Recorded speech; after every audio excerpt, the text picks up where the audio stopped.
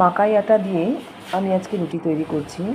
কিছুটা মাকাই আটা নিলাম আর অল্প একটু বাইন্ডিংয়ের জন্য সাধারণ আটা নিলাম, নিয়ে একটু নুন দিয়ে ভালো করে আমি সবটা আগে মেখে নিচ্ছি।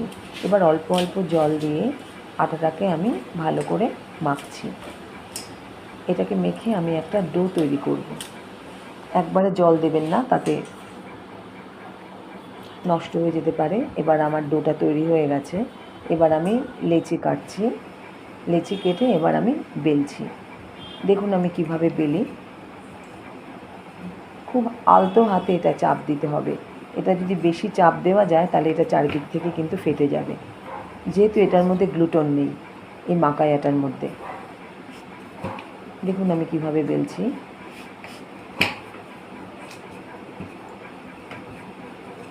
অনেক সময় গোলটা হয়তো পুরো হবে না, সেই জন্য আপনারা বাটি দিয়েও কেটে নিতে পারেন। এই দেখুন আমার রুটিগুলো তৈরি হয়ে গেছে। দেখুন কীরকম সুন্দর রুটিগুলো তৈরি হয়েছে।